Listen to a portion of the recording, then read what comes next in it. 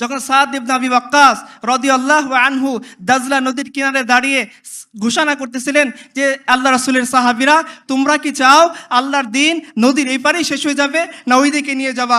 সমস্ত সাহাবে কেরাম এক বাক্যে বলছিল যে না না না, রাসূলুল্লাহ সাল্লাল্লাহু আলাইহি সাল্লাম যে দিনের জিম্মাদারি আমাদেরকে দিয়ে গিয়েছেন সেটা নদীর এই পারে সমাপ্ত করার জন্য না, আমরা এই দিনকে নিয়ে নদীর ওই পারে চলে যাব। মুসলমানদের এই ইমাম, মুসলমানদের এই আমির বলতেছেন তাহলে ঘোড়া চালাও, নাস্তাঈনু বিল্লাহি ওয়া নাতাওয়াক্কালু আলাইহি হাসবুনাল্লাহ ওয়া নি'মাল ওয়াকিল নি'মাল মাওলা ওয়া নি'মান নাসির। ঘোড়া ছুটিয়ে গেছেন। ইতিহাস সাক্ষী দিচ্ছে, হাফিজ ইবনে কাসির বিদায় ওয়া নিহায়াতে লিখতেছেন, পুরা সমুদ্র এই দাজলা নদী এই গোটা হাজার ফোর্স তারা পার হয়ে গেছেন, খোদার কসম তাদের ঘোড়ার খুর পানির মধ্যে ডুবে নাই। যখন এই ইতিহাস তারা শুনবে তখন তো তাদেরকে আর আটকায় রাখা যাবে না।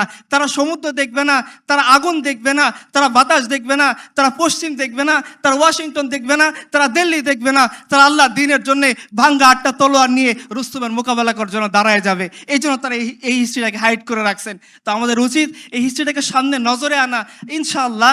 তাহলে আমাদের হীনমন্যতাগুলো দূরীভূত হয়ে যাবে এবং যে পিপাসা প্রত্যেকটা জনগণের মাঝে আসে সেই পিপাসাকে আমরা নির্মূল করতে পারবো, সেই পিপাসাকে আমরা নিবারণ করতে পারবো। সেই পিপাসা মুক্ত পৃথিবী, সেই ক্ষুধা মুক্ত পৃথিবী, সে দারিদ্র মুক্ত পৃথিবী, সে সন্ত্রাস মুক্ত পৃথিবী আমরা গড়ে তুলতে পারবো, যেটা